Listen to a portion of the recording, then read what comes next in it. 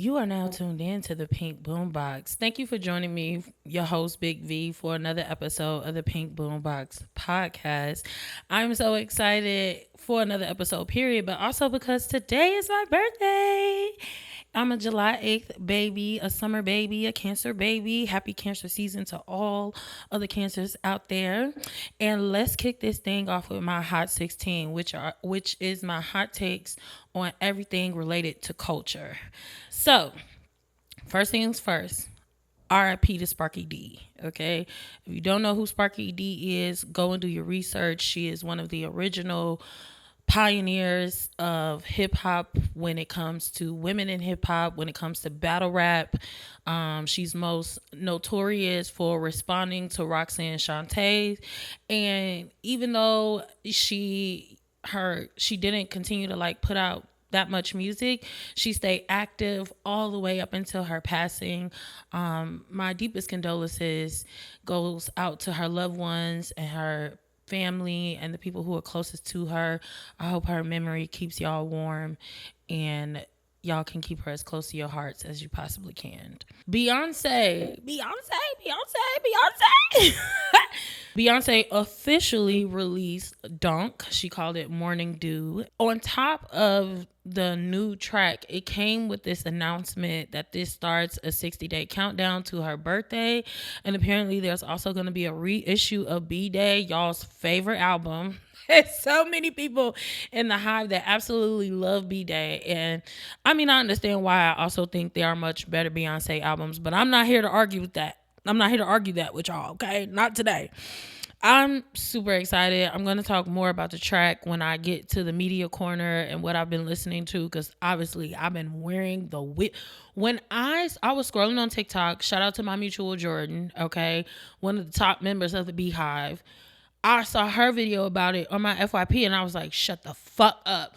I immediately went to Tidal, damn near flung my dog across the room trying to get out the bed. I was like, and period, had been playing it that whole day, been playing it nonstop ever since. I can't imagine what other new songs are going to be on this reissue of B-Day, this re-release. A lot of people were saying, girl, put out Rock. You are my rock, baby, you're the truth. And like, yes, that was definitely for the elder millennials. I found out I'm an elder millennial on Threads, okay? I was born in 92, so I'm an elder millennial, I guess. But that was definitely our shit. That was definitely one of our favorite unreleased Beyonce tracks back in my day. And I didn't know Dunk was as popular as it was until it started trending on TikTok last year. Who knows if we're going to get Rock, if we're going to get new songs. I think the press release did say that we're going to get new songs. Don't know what's going to happen, okay? Her husband also booked a show in London the day of her birthday. And like, usually I'm not a part of the Delulu Hive. I don't like to do the square root of pi equals Beyonce squared. I don't do that. Right? I just try to enjoy the music, consume the music, give my comments and thoughts. But I fear I may be, because you gonna be working on her birthday. She loves to work on her birthday. Y'all are gonna be in London. The last time y'all were in London together doing a show, y'all released a joint album, but she's supposed to be released. I don't know what's going on. I don't know what's going on. And it's stressing me out. I'm so stressed about this. I'm also so excited about it. I can't wait to hear the music and hopefully, see some clips of the show. Hopefully the whole show. Like, I was able to watch the whole Roots Picnic show. But either way, loving this new song. Love Morning Dew. Like I said, I'm going to give my thoughts on the song a little bit later, but I don't know what all of this means. And Giselle, I'm stressed because, again, this is why I tell y'all we shouldn't anticipate things, because everybody's been talking about act 3, and then boom, something else. So it's like, you never know what this lady's gonna do, which is why she's not gonna stress me. You're not going to stress me, Beyonce. I won't let you, but I fear I am stressed. This new track has me stressed, and I don't know what to do with myself. And Beyonce related news, Mr. Knows. Okay. Mr. Matthew Knows did a recent interview podcast episode with the T.S. Madison on her Outlaws podcast. Now, I didn't watch the whole episode, but I did see the clip where he was like, let me talk my shit. I made $1 million in 1984, 85 when Beyonce was 4 years old. She didn't make me no millionaire. And like, that's great, sir. You still took that money.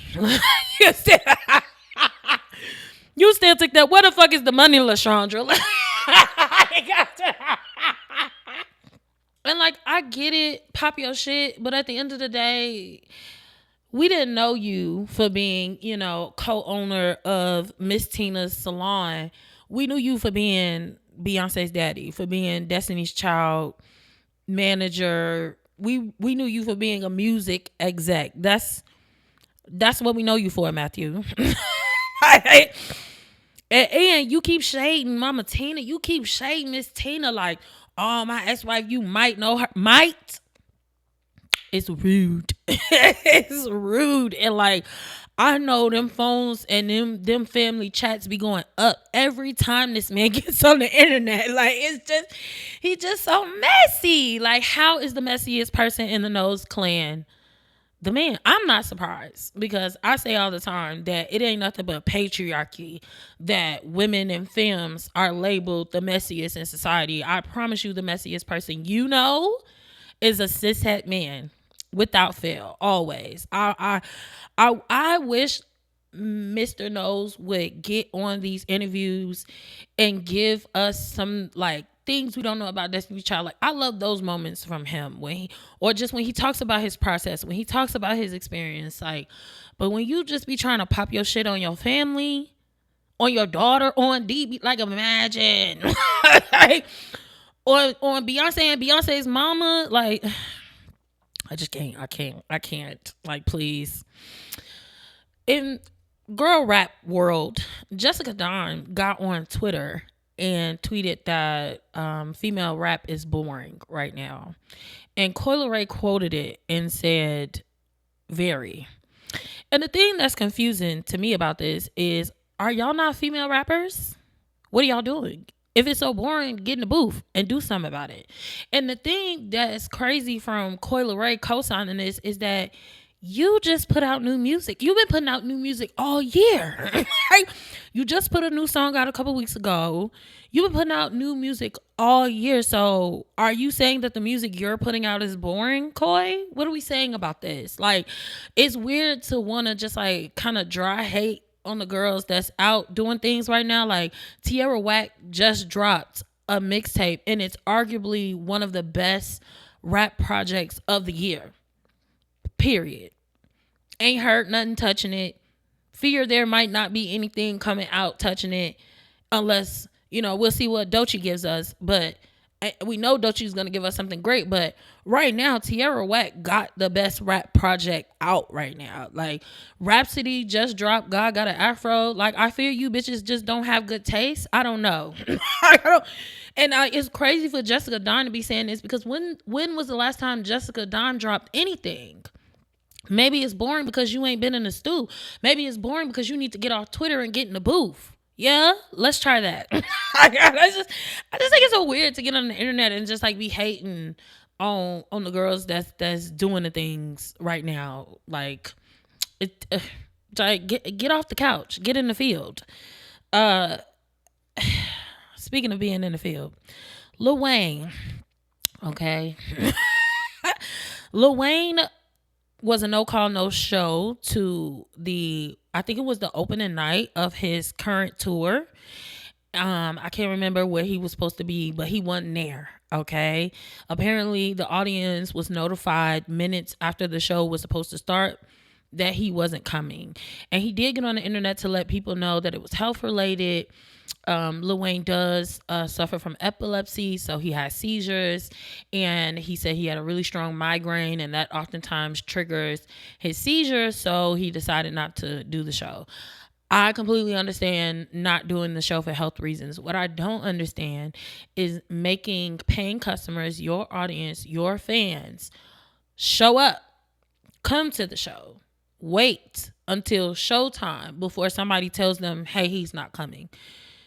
You could have made that notification well before. Now, I think I did see a clip. I don't know if it was relevant to this or not, but I think somebody was, chit-chatting. I don't know how true this is, but they were saying he didn't show. He came to the venue and they wanted him to go through the metal detectors. They wanted him to get searched and he didn't want to do that, and so he left. That's also very believable. But I'm going to take Wayne's word for it. I'm going to believe that it was his health. And I'm still going to say that you could have notified folks so that they didn't waste their time showing up. And I think there was some folks who were saying that they weren't going to get a refund, which I don't know if the show's been rescheduled, but you got to do something. Like, it's not enough to just get on the internet and say, yeah, I couldn't make it because of my health. Life moves on. Like, you either need to reschedule the show, give people their money back, and next time just like give folks a decent heads up so they don't get ready, put on clothes, pregame, transportation to the venue, get to the venue, they're sitting there anticipating and waiting just to find out you're not coming. That's really shitty. And it's also why I only give my money to Beyoncé for live concerts, because y'all not gonna play with me. Because about my dollars and about my ducats, yeah, somebody's gonna hear from me directly. You out your motherfucking mind. Something else related to Lil Wayne. I wanted to discuss how weird it is lately seeing all of these stories about people in Hollywood. Is mostly cis men, but it's also some cis women. But people in Hollywood, period, dating folks that are 20, 30, 40 years under them. I think Genuine popped out with somebody young enough to be his daughter, maybe even a granddaughter. Lil Wayne, his business was on the net. He was supposed to be engaged to some 20-something-year-old, and then they saw him posted up in a pic with another 20-something-year-old, and he claimed he's single. He's not dating anybody, but like, I think Drea, I really do scroll when I see Drea, ever since she said what she said about Megan Thee Stallion. But then she popped out with this boy who literally was old enough to be her son. She got pregnant by him and had a baby with him. I don't know if they broke up or they still together, if that's what I scroll past. But just, it's really weird the way that Hollywood just does not give a fuck about age appropriateness and kind of like normalizes dating people who are wildly younger than you. Like, I think 10, 11 years is a bit of a stretch. 15. But when you start 20, something like 20, 30 years younger than you, young enough to be your kid, young enough to be your grandkid, like, yo, that shit is sick. It's sick. And there's so many things that's sick about Hollywood, but bring back age appropriate dating, please. Like, date people your motherfucking age. My God. Right?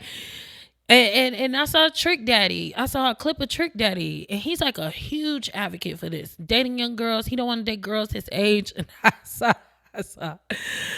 a woman who said, what makes Trick Daddy think women his age want him? It just needs to stop. Like, it's gross. It's weird. And it's why Hollywood has all the problems that it has. And that's why it's so hard to like even enjoy entertainers and things like that, because you just don't know who's a creepy ass weirdo and who at one point you're gonna have to unfollow or just like it's unsupport, remove all of their music from your library, never watch their shows again. It's like, why don't y'all just not be creeps? Is that hard? Is that hard not to be a creep? Like, speaking of creeps, I didn't want to talk about this on my podcast because I really don't like to go back and forth with Chris Brown fans. I don't speak bird fluently enough for y'all, okay? But I have to say this. Y'all have got to stop comparing whatever Chris Brown is doing on that tour to Janet Jackson's Would You Mind moment when she does a little lap dance kind of tease thing. Please. I know like a lot of times what most people do is just compare things to the thing that they're most familiar with. But here's the thing. There are very significant differences. First of all, Janet Jackson can sing. And while she's doing that moment, she's still singing the song. She's still performing. She's still engaging with the audience. It's not just about the whole, sex appeal of the thing that's happening. What Christopher Maurice Brown is doing on that stage ain't nothing but dry humping, middle school sex. Like like bumping with your clothes on. Like he completely takes the microphone away from his mouth. Like I think it's just like music playing in the background. Like he's not singing at all. And it's literally like thrusting his body. It's a bed on stage. Like there's a bed on that stage. Like it's just this sex moment. And it really reminds me the fact that sex sales works for men double time, triple time even, because they can make money both off of objectifying and being the object. And I think that's what really keeps y'all going to his shows, because Pitchfork wasn't wrong. Besides, just being a human being that people shouldn't support because of all the things he's done to women and people, period. But his colorism, don't forget that. Don't ever forget that. But the music ain't it. Like the music ain't been it. Probably since he was a teenager, the music ain't been it. Like rewashed tired songs, no creativity, nothing. Like just a fraction of his former self at his older age. And I have to be convinced that y'all are still going to those shows just because y'all want to fuck him. Y'all freaked out. And y'all are attracted to him. And that's why y'all still go to those shows. There's no other reason. Like every time he's singing, it's auto-tune or some type of plug-in on that mic. Like the vocals are not there. It also reminds me that the comparisons to Michael Jackson are so fucking disrespectful and egregious. Like, egregious. First of all, he's not even touching Michael vocally. I think I saw some post on Threads earlier where somebody's like, he's a better entertainer than Usher because he like flies through the stadium. And like, that's interesting, but he's also been doing that for a while, and it's not like developed like the way that Beyonce has switched it over time, going from just her being hooked up to her being in objects and different things like that. Like it's just this man soaring through the stadium, and it's something he's done repetitively over and over again. And I tried to watch the clips just so I wouldn't be talking out the side of my neck. And I swear it's nothing to see there. Like, I don't get it. And then the sex moment, because that's all it is. It's so weird. It's so cringy. And I just believe y'all enjoy that because y'all wish y'all were in that bed. Y'all want to fuck him. Y'all, I saw that viral photo of him and that stud they was together, like prom pictures. Like that's why y'all go, because he need that money. So he gonna let y'all. He need that, especially now. He owed that lady $13 million. And it was so weird seeing people in the comments. Since I'm talking about Chris Brown, I might as well, right? People in the comments defended him. And I saw one comment that was like, "Oh, this judgment is based off of how much he's worth, not how much the victim was worth." And it's like, duh, like shouldn't it be? He's the one that's liable. This is his fault. I don't believe it was somebody else's dog, because why would you have somebody else's big ass horse of a dog in your house? Like that's your dog. You let it eat that lady up, and then you ran and left talking about the media, but it was gonna make it to the net. You were gonna be involved, period. Like things happen at your house all the time that make it back to, like, I don't know like he really was weird for just like leaving that lady. Like and yeah, she deserved what she was suing him for in the first place. But 13 million ain't bad. So he letting y'all do y'all prom and whatever weird ass fantasies y'all have with him in those meet and greets. And then he's giving y'all even more weird ass fantasies on stage. But he's not actually like singing. And it's not good. And he's not performing during that moment. It's just simulating sex. And it's weird. And the whole show period is mediocre. And again, he's not worth it.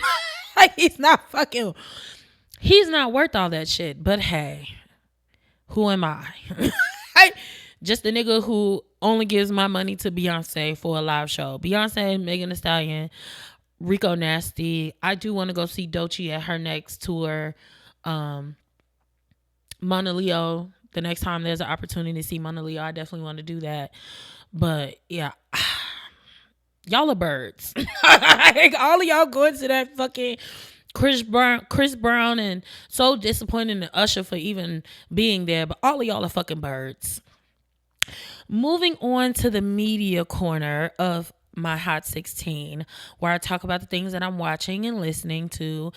I have made it to season 2 of Ginny and Georgia, got past season 1, and yeah, I can relate to Ginny a little bit more in season 2. Like, I could relate to Ginny in season 1 because I remember being insufferable too. Like, struggling with mental health is a real thing, and while you do deserve support, that doesn't mean that you get to be an asshole. And when you are an asshole, you should be called on it. And in season 2, I feel like she is still being just a teeny bit of an asshole, but her friends are starting to be assholes to her, so it's like humbling her a little bit.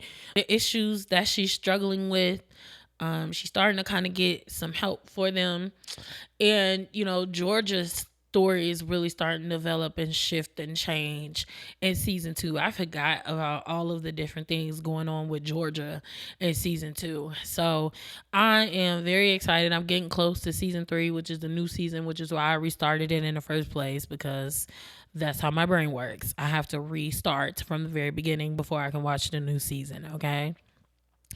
I'm also on season 5 of Power now. It is so funny rewatching this show with someone who's never seen it before because the emotions my cousin Brian has watching this show. First of all, he hates everybody. He's like, everybody's a snitch. First of all, why is everybody snitching? Very disappointed the moment Tommy started kind of, sort of collaborating with Angela, but I'm not going to spoil for him where that road goes between Angela and Tommy. It's also reminded me of how much I hate Ghost. Like, he's so selfish, so hypocritical, does all the wrong things, and then thinks that when he does the right thing, that makes up for when he does the wrong thing. And watching Tariq, kind of develop into who Tariq becomes, it's so difficult to watch because there were so many opportunities where they could have reached out and touched that boy in the ways that he needed to be touched, okay, both physically and emotionally, and prevented him from going down the road that he eventually takes. But they were just so wrapped up in their own things, consumed with themselves. And I feel like at one point Tasha does like lock back in because she becomes the only person in trying to help, save Tariq from going to prison. But just the whole season, I think out of the seasons that I watched so far, I think season 4 of Power might be my favorite season before we get to season 6. But I hate Ghost so bad. I hate Andre so bad. Finally at the point where Kanan is dead. Woo. Right?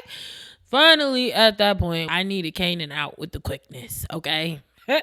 So finally, what I've been listening to, donkey donkey donkey donkey donk, as we sip champagne watching Purple Rain. I like Beyonce, the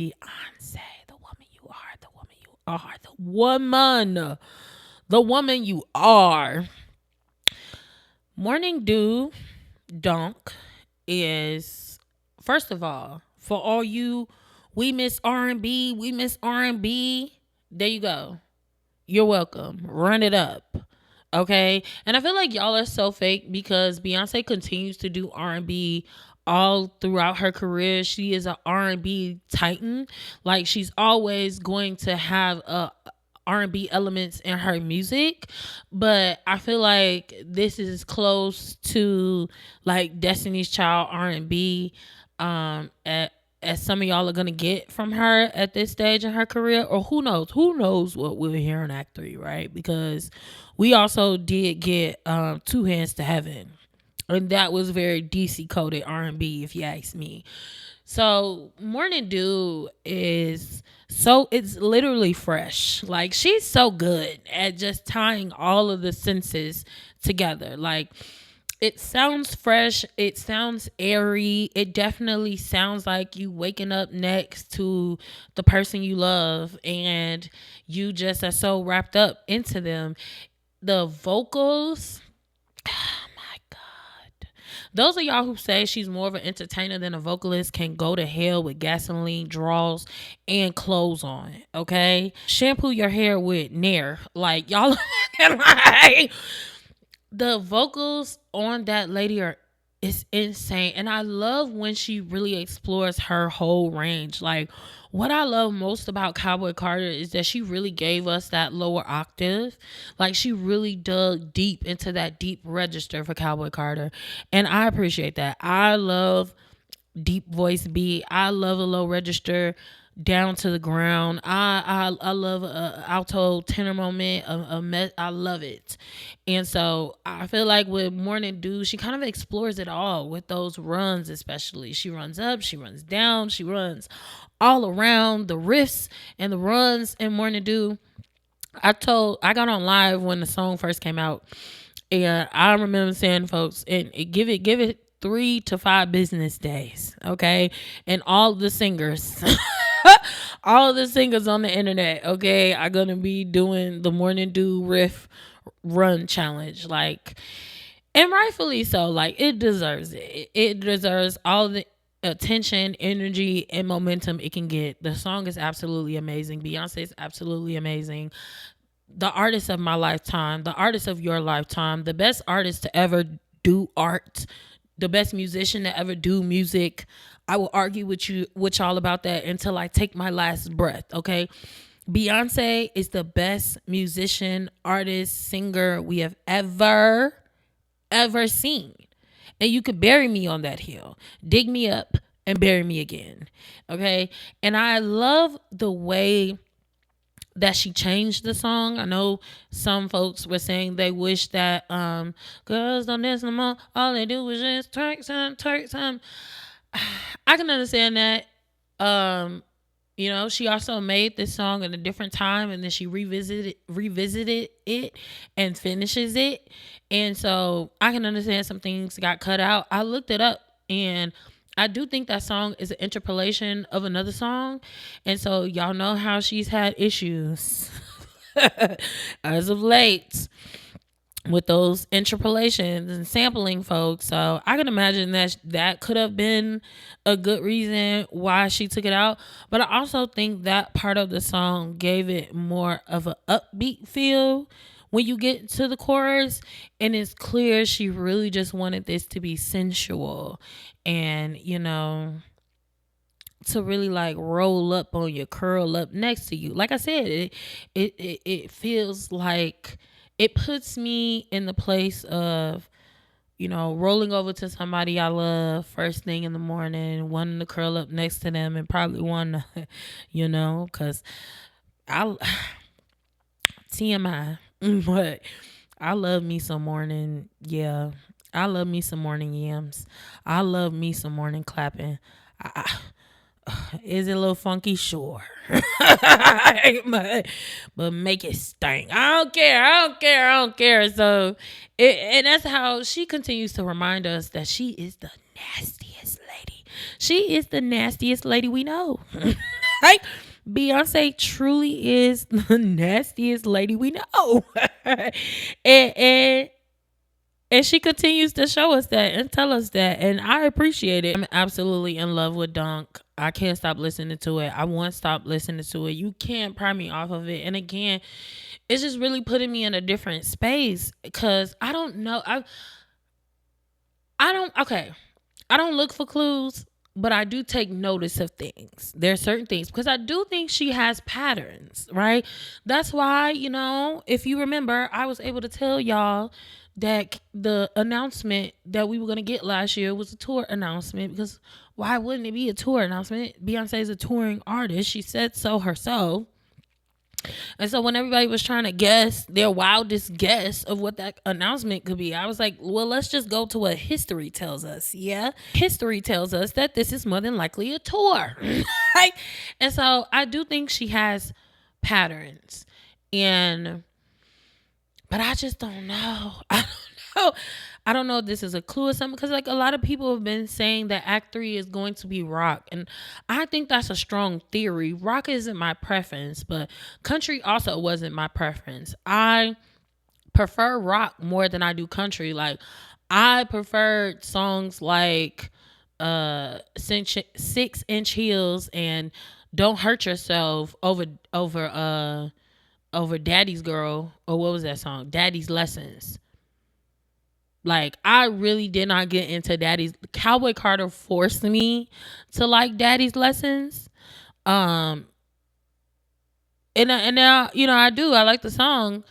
But yeah, rock is definitely my preference over country. I really hope that Act 3 it has more rap components. But I also am a firm believer that Act 3 is going to be Beyonce. Like, I'm really trying to push this narrative. I'm trying to start this rumor that Beyonce is her own genre. And I think we have to stop placing her in, like, literally that is the point of Cowboy Carter. Stop putting this lady in these categories, because she's bigger than that. They don't fit her. She can't fit into a box. And that's the point. And I really feel like she's been making that point since I Am Sasha Fierce. Like, I feel like I Am Sasha Fierce crawled so that Cowboy Carter could ride, okay? And I think that whatever's next is going to be the best work we've ever seen of her to date, and I have no idea what it could be. I do prefer rap. I prefer gospel. I prefer her to do things that will force her to get back into her lower register. But if it is rock or if it's R&B, regardless, it's going to be Beyonce. It's going to be Beyonce, so I'm going to eat it up. I'm going to eat it up, yeah, because she's going to eat it up. Thank you. Thank you very much. I also have been listening to Earth Sign Chills. If you don't know who that is, you absolutely need to. Okay, I learned that she's from Chicago, and of course, because all the best talented baddies are from Chicago. And her Daddy Died song and video, also she did like a live performance of it. I don't know if it's for Colors. I think it was for Colors, but it went very viral for good reason.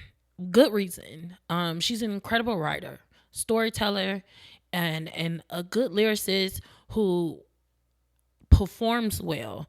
And I was getting into some of her other music besides Daddy Died, and yeah, she's next. She has to be. Like, the talent is there. And what I hate though is the way that people compare her to other artists. She keeps getting, the Nicki comparisons, and that's because y'all don't have the language to really articulate.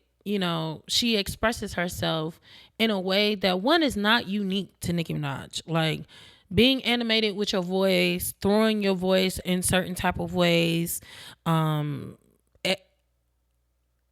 extra on it to give more to the performance didn't start with that Pink Lady, and it won't end with that Pink Lady. And I wish that y'all would learn more hip hop history about other artists. Like, I can't think of his name right now, but the artist who had the song "Do the Humpty Hump," like, he was really one of the first artists who like came out there with like different characters and different type of personas, and would switch up and change his voice. He would even change his look. Like, y'all just have to learn more hip hop history so that y'all can have, one, better comparisons and better language. And I really I couldn't compare this girl to anything. I don't compare. I think artists are unique in all of their own different ways. And I think she's incredibly unique and something really different, and something that rap needs. Again, that's why I don't understand Coi Leray and Jessica Dime saying that female rap is born right now. It's like, what are you listening to? Like, what are you making and what are you listening to? But Earth Sign Chills, keep your eyes on her. Go listen to more of her music. Daddy died. It impacts me, even though, I don't have a relationship with my father. I can't think of the last time I talked to that man. It's probably been over a decade. But it still impacted me in terms of like grief around a parent. Like, I don't have any deceased parents currently, but I do have, like I said, no relationship with my father. I'm very no to absolutely low, incredibly low contact with my mother, and there's a lot of grief.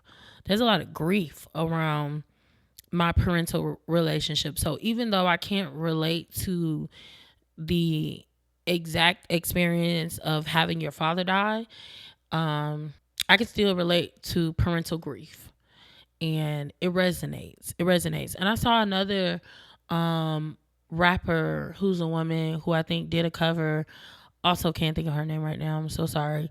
But she did a cover and she was like, my mommy died. And she's been online before talking about, the struggles that she has with her mom and why she decided to go no contact with her mom. And so I'm not shocked that it inspired her to kind of do her own version of it. So skillful to be able to present grief in that way.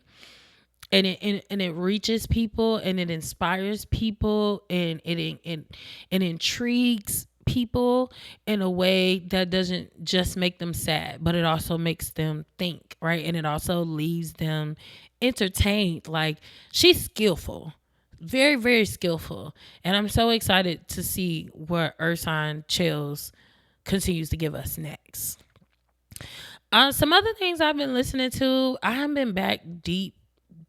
I mean, I don't never stop listening to Lauryn Hill, but just really revisiting her stuff, like, it's had me in a chokehold ever since the BET tribute. Like, I'm listening to a lot of Lauryn Hill right now, like around the clock. A lot of Lauryn Hill and a lot of Beyoncé. I was listening to I Am Sasha Fierce. I will always say that, like, OG Beehive will never get over that I Am Sasha Fierce snub. There's been some crazy snubs before, and I think collectively the Beehive is mostly just still gets rage and sees red when we think about the Lemonade snub and then the Renaissance snub.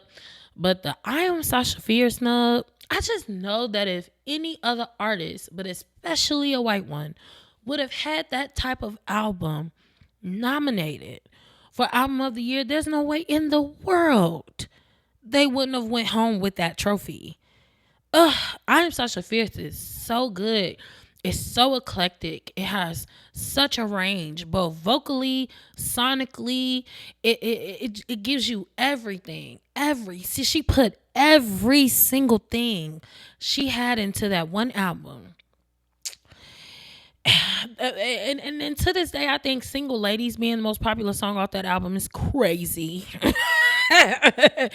Absolutely insane. And I'm that's mostly what I've been listening to. And Tierra Whack Museum. Like, I raved about it on the last episode. If you haven't seen, episode 3 of the Pink Boombox Podcast, go back to that. The title of it is Queen Without a Crown. Listen to my thoughts on Tierra Wax Museum, because, like I said earlier, I'm stamping it now. Like, that's more than likely. Like, I do think Doechie's coming this year, and so I think whatever Doechii puts out is going to be a strong contender. I think Rhapsody does also have like an actual project coming out. Got an Afro is a single, but like right now, the best rap project on the market for me is Tierra Wax Museum. And I say for me because I think Vince Staples' Crybaby is really good, and I haven't gone back to that as much as I've been going back to Wax Museum. Period. And that's going to be the end of our Hot 16. We're going to take a quick lip gloss break. Okay. So this week's Rap Yap, which is going to be my critical discussions about hip hop. I want to make an argument that conscious rap is gangsta rap and gangsta rap is conscious. And the reason why I want to make this argument is because last week on the podcast, I talked about the discourse around Young Miami Spin That, right? And all of the respectability politics that's coming out of it. And I made another video on my personal TikTok page about it because the comments that I was getting on my podcast clip was wild. And I was like, this is literally the respectability politics that I'm talking about. And then some of the pushback from one person who was following me, who unfollowed me, which good for you, girl. I love that for you. But she commented before she unfollowed, and she was just like, well, why don't y'all make music about the system? And I replied, and I was like, first of all, there's plenty of music about the system historically and currently. But there was a comment that I got from someone else that made me go, you know what, hell yeah. Because the thing about it, Spin That is, it's a direct reflection of the life that Carisha comes from, that Young Miami comes from. Like, when we met this girl, her friend, bandmate, was in prison for fraud. And then her mom was also in prison for boosting. And I think during the commission of a crime, somebody lost their life. And then there was the City Girls documentary that they did when they first came out started to circulate in the midst of this discourse. And there were people who were showing them, like, where they come from, like Dade County, like literally projects, like these are project babies. And like, and my take that I posted on my personal page was like, y'all don't want to acknowledge capitalism and the socioeconomic conditions that breed violence, that put people in a position to commit crime and risk their lives and, you know, do things that are, you know, immoral and wrong and harm other people, all in the name of survival. And so if we're going to call out anything, we should be calling out the root of the problem and not shaming people for trying to survive the problem. I got a comment from someone who said, I don't know how y'all listen to these rappers and them rap about their lifestyle and think it's glamorized. All I hear is pain over top of a good beat. And that's so true. That's exactly how I feel about drill music. You know, a lot of people are like, oh, it glamorizes violence and it encourages, you know, gang activity and it's nothing about killing. And there's also a lot of grief. There's also a lot of pain. Like, I feel like the assumption is that we enjoy these things. Even if people put on the persona that they enjoy these things, a lot of time that is just trying to escape the actual feelings that you have. There is a lot of pain in rap, right? That's why the message by Grandmaster Flash and the Furious 5 was so important, right? Because it's got this groove to it, but it's literally a message. It's literally talking about the experience. Like, I even think about Cream by the Wu-Tang Clan. Like, that is literally a song about capitalism. Right? And like all the things that they've been forced to do that they probably didn't want to do in order to make money. So when I say that conscious rap is gangsta, one, it is hard, right? To go against the system. You got to be bold and you really got to be wild. You got to be willing for whatever's going to come at you, especially as a Black person, because you know they gonna come for you. And you got to be, it's not even about being fearless, because you can do it with fear but still persist, right? And so I think, especially now when so many people would rather praise politicians, stand the system, period, actually being critical and conscious of how fucked up our government and our society is and being willing to be loud about it, that's some gangsta ass shit. And then gangsta rap, it's literally the POV. It's coming from a place of lived experience of the people who are most directly impacted by this fucked up system. So even if they don't have the highfalutin language, even if they aren't, you know, speaking the way somebody in a political science class would speak, they are still absolutely speaking truth to power about what it means to be oppressed, what it means to survive that oppression, and then also what does it mean to collect people, to gather people, and create a space where they can share these emotions, right? And so even if it sounds like it's being glamorized, it's really just being documented, right? And it's so important, and so it's conscious. It's speaking to politics and circumstances in a way that music that's just made to sell, or music that's just full of positive messaging, isn't going to acknowledge. It's not going to go there, and it's not going to get real. The thing about Spin that is Young Miami's real fucking life, you know? Unfortunately, she's aligned herself with really fucked up individuals, and that definitely should be critiqued and called out.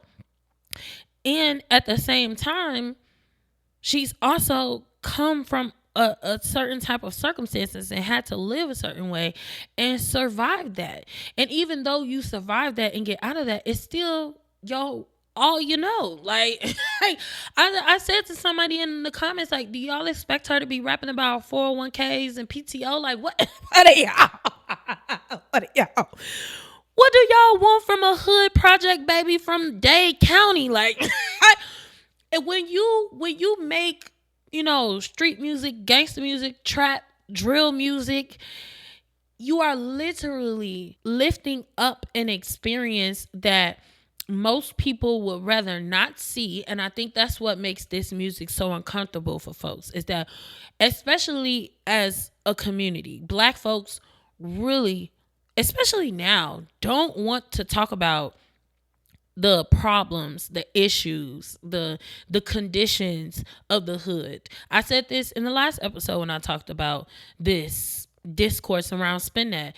People really want to shame the hood and turn the light off and act like it's not there, and you don't see what's happening, and that allows them to not care and to not have any empathy. But then turn around and judge folks for how they live, how they survive, and how they cope. I also see a lot of that gangster trap drill music as a coping mechanism. And you can see the way that it worked, especially with rappers like G Herbo. Like, the more he started to rap and express himself, the more he started to open up about his pain, about his trauma, about his experience, about his hurt, about seeking help, right, for his mental health. And so, again, it may not have all the language. It may not sound like it's coming from an academic, but gangster rap is conscious, and conscious rap is gangster. And these two things don't have to exist. They don't exist oppositional to each other. They're linked in a really important way. And y'all have to appreciate truth. Y'all have to learn how to appreciate truth, whether it's truth that makes you feel good, truth that makes you warm and fuzzy, or if it's truth that makes you uncomfortable, truth that is about a harsh reality. Rap music especially should be about the truth, always. And if it ain't true, what the fuck is you spitting it for? Period. And that's how I'm going to wrap up this rap yap. Moving on to our Yo V segment. This is a space where you can holler at me. You can reach me at Big V at Pink Boombox Podcast.com.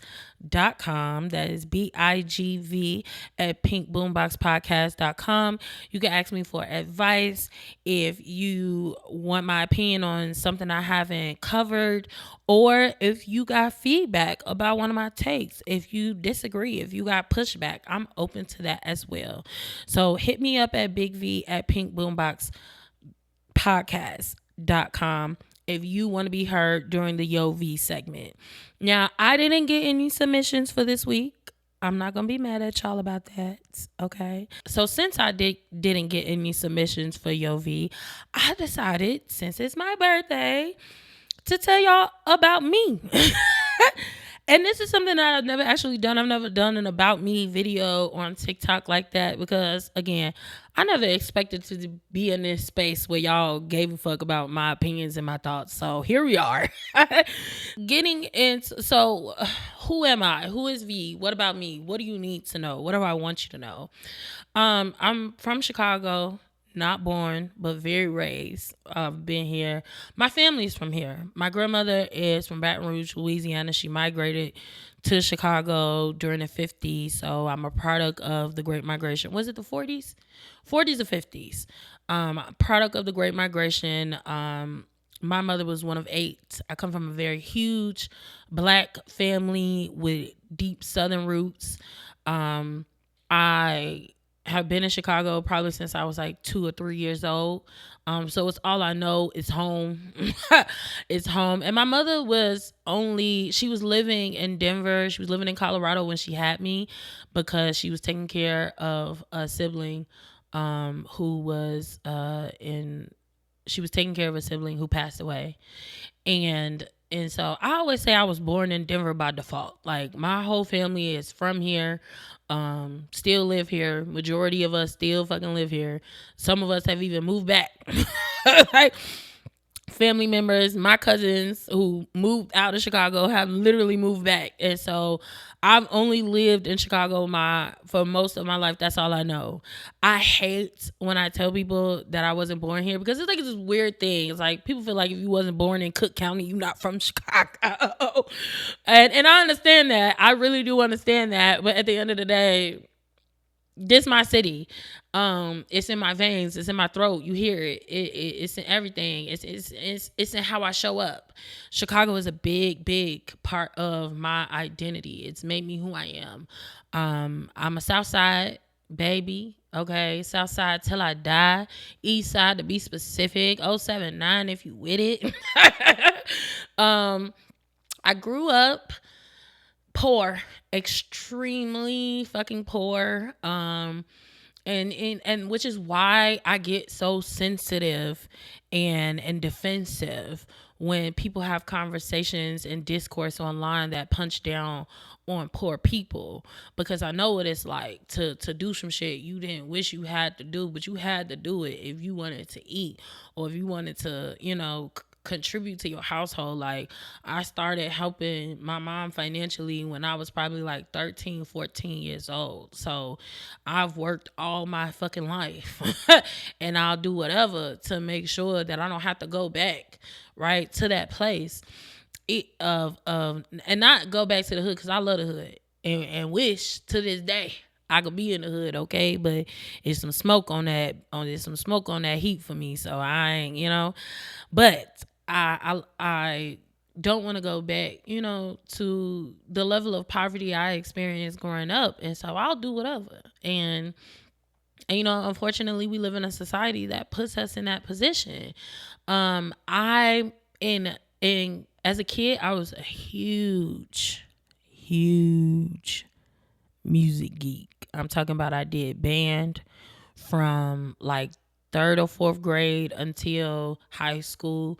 I played the alto saxophone.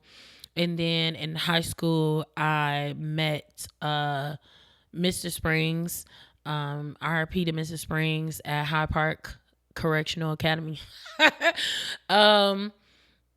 That was a high school I went to. I met him my freshman year. He put a tenor saxophone in my hand. He was like, "You good on this alto, but I think you can play this too."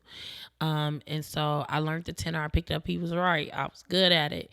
And I also did a little bit of singing, church choir kid, church kid, every Saturday, every Sunday. Saturday for the kids that had to go to Bible school, okay? If you know, was in church on Wednesday, choir rehearsals, or Thursday, depending on who was the choir director. And music was a big part of my fabric as a kid. I used to stay up late at night just to watch Showtime at the Apollo. I never could understand why it came on at midnight. So irritating. But I would stay up. I watched it. I love music. I was deeply infatuated. And And I really thought that when I graduated high school, that's what I was going to do. I had all intentions on going to Columbia College and, figuring out how to pay that high ass tuition because I wanted to do music. I thought I wanted to be in the industry. And then my senior year of high school, I met a girl. Was queer from the day I popped out the cooch, okay, and knew it very early and struggled with it because the homophobia was loud in my family. Like, they would just say things about gay people and lesbians that let me know very early I couldn't come out and be safe. So that was something I kept a secret from my family up until after I graduated high school. My cousins knew. Like, I started to tell my cousins in high school, but I didn't tell my mom and my aunts and like the elders in my family until I was living on my own and wasn't in a position where I could be thrown out on the street, because I knew even then, before getting into the political work that I did, that there were so many young black kids just homeless because they were gay. And I didn't want to be one of them. So even though I had my first crush on a girl in third grade, I can still remember her name, her face, what she looked like, all that. I didn't actually come out until I was over 18 for sure. But I was incredibly queer and met a girl my senior high school. Was it senior? She was friends with my friends, but we didn't really start hanging out until like my senior year. She was engaged in community organizing, and she was working at an organization that was like blocks away from our school. And she invited me to come to this cafe one day after school, and I'm thinking, she wrote poetry, I wrote poetry. And so I'm thinking we're going to, come and share our poems over, tea. And it's going to be this like fantasy thing that I've watched on the Disney Channel in real life. And it was a damn meeting. It was a damn meeting for her organization. And so that's how I got sucked into organizing. I attended that one meeting and was a part of that organization for the next 6-7 years. One of the young people that I met when I first got involved in that organization, his name was Damian Turner. And about a couple months after meeting him, he was shot and killed on 61st and Cottage Grove. And he was the catalyst for the campaign. My first campaign with that organization, it was called the Trauma Center campaign.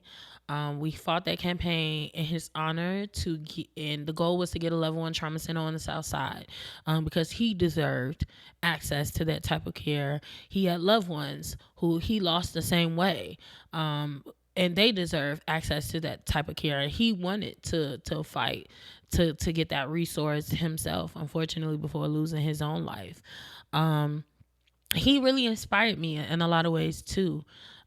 One of the first trips I went on with that organization was to something that was called the U.S. Social Forum. And I think the last one was the one that I went to, and it was in Detroit. And this was like 2009 or 2010, because that was the year I graduated high school. And when we were in Detroit, he was a hood nigga, like affiliated. He also was deeply political, and that's why I say conscious is gangsta and gangsta is conscious, because some of the most effective organizers, activists have been people who come directly from the experience that these organizations and these campaigns lift up, in some cases exploit, center themselves around. And he really showed me how a nigga from the hood can really be effective in social justice. And then not too long after meeting him, he was shot and killed. And I fought for a level 1 trauma center for 5 years. We ran that campaign, and then it finally won succeeded. The University of Chicago made the decision in 2015 to open up a level 1 trauma center. And in 2018, the trauma center actually opened. I dropped out of college when the trauma center campaign first started because I was already doing the work that I wanted to do. And I knew that those colleges couldn't offer me anything other than institutionalization. And I didn't want that. I wanted education from my people. I wanted education from the ground. I wanted education from my elders who did this work before me. And that's what I got, a lot of education and a lot of training. And I put it all into the organizing work that I was doing. And another thing that made me drop out was, I think my second year I was taking a political science class, and the professor was a white cishet man.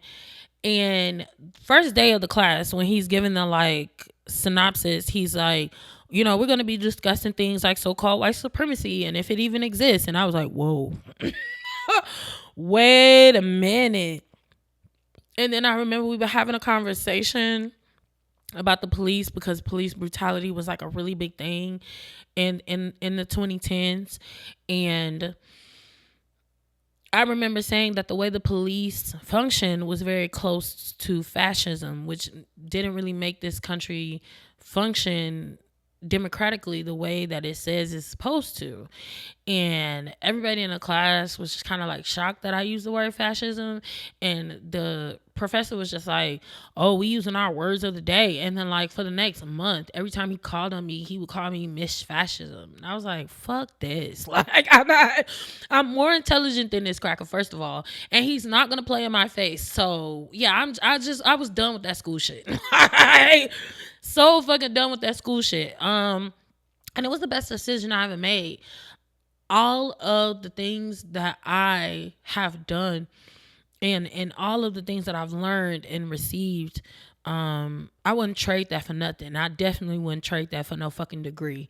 And when the Trauma Center campaign completed in 2015, I did do some other work around police brutality. But I eventually got to a point where I was working so hard, going so tough, and also my mental health was catching up with me. On top of being poor, I just grew up in a very dysfunctional, traumatic household, and and didn't have the words to really articulate that. And it's funny because somebody I follow on TikTok, she made a video earlier. She made a video about how people are talking about a lot of kids being diagnosed with autism and things like that these days. And she was like, y'all got it too. Y'all just wasn't diagnosed. And there's a lot of people in the comments being like, yeah, the first time I ever saw a mental health professional or a psychologist or something like that, they told my mom I needed help, I needed medication, and she immediately took me out of there. And that was my exact experience. I ended up having to see a family therapist. It was court ordered, and I went and I just told the lady the truth, you know what I'm saying? And she immediately was like, yeah, this kid needs to be on medication. This kid needs help. This kid needs to be on medication. And my mom she refused. So she took me out after the first session, and that lady ended up calling DCFS because I was a danger to myself and others. And yeah, and it wasn't until I really, really did some dangerous things that I eventually seeked help myself in my adult life. But, I now at 5 years after being in therapy, I can understand and realize that I was going as hard as I was. Yes, because I believed in what I was doing, but also because I was running away from home without running away from home. And I was also trying to prove to my mom that I could actually be something, and that, I was trying to prove her wrong about me instead of just doing what I was doing because I loved it. Which I did love it, but it had all of that trauma and all of that stuff wrapped around it. And so I ended up in a really hard space and had to take a long sabbatical from organizing. And I actually didn't get back involved in organizing until 2020. but I don't have much to say about my life besides organizing, because that's all I did. That's all I did. When I got involved in organizing, all of my music stopped. Like, I stopped playing instruments. I stopped rapping. I was rapping. Somewhere towards the end of high school, my poetry turned into rapping. I was fucking good. Like, I was fucking good. And that's like, to this day, if I still really wanted to brush off my pen and get back on that mic, I could. It's not in my spirit, so don't ask.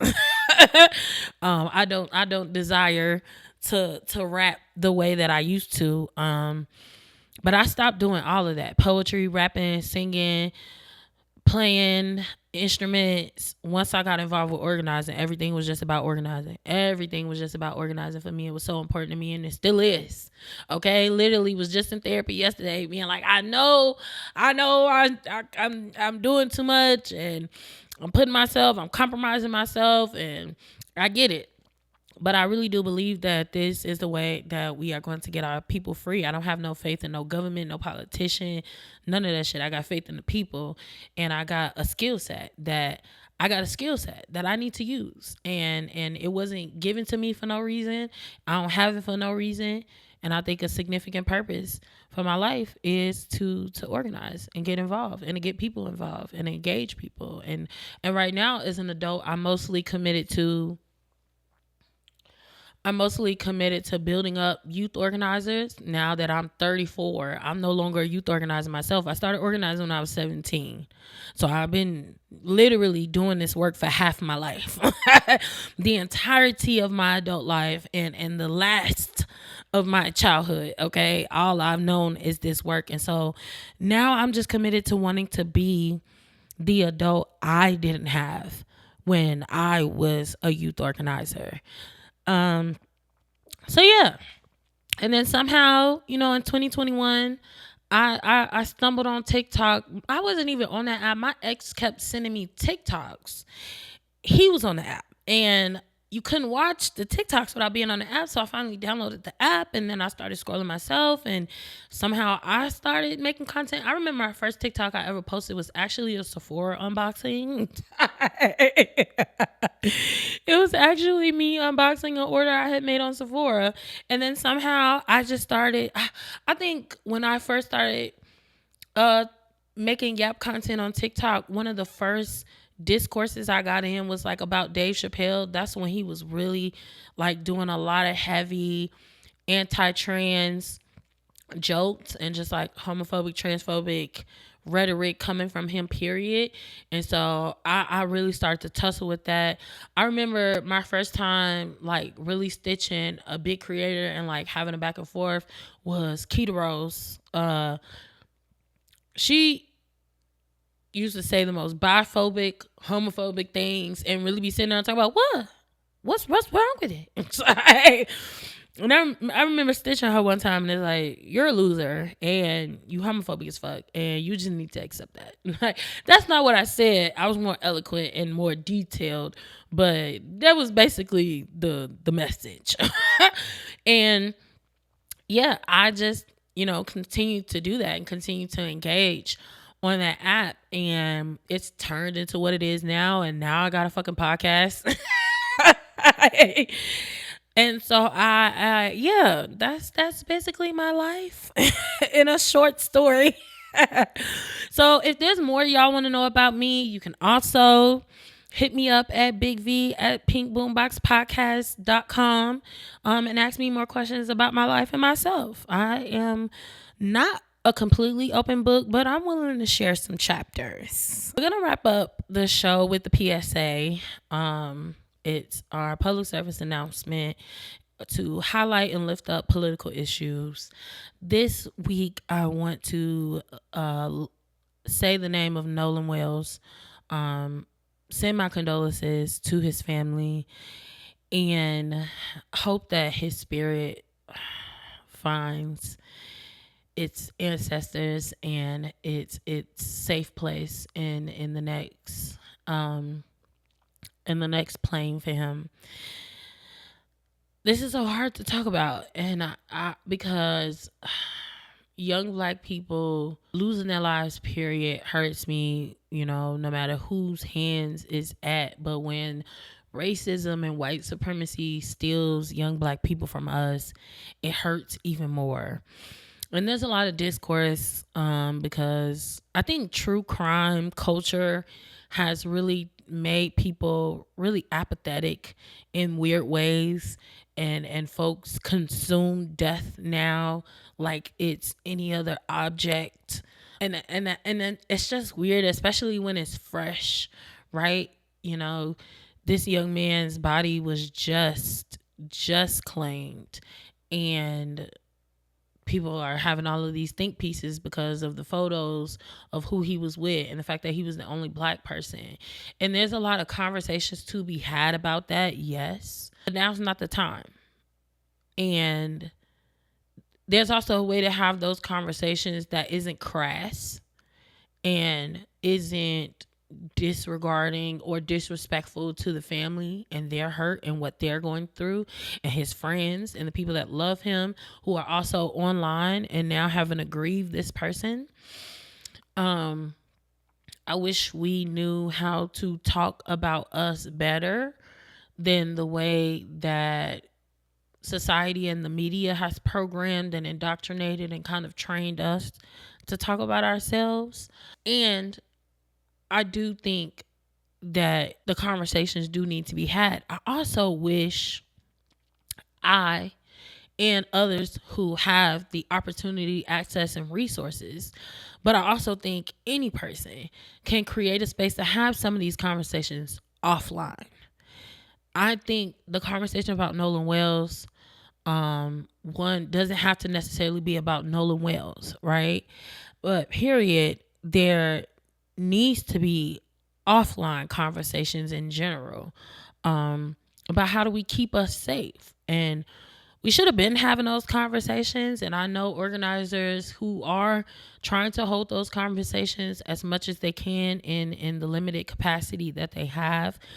But I wish that more of our community, more of the general public in the Black community, folks who ain't down with the movement, folks that we would consider civilians, would take the responsibility of holding these conversations offline.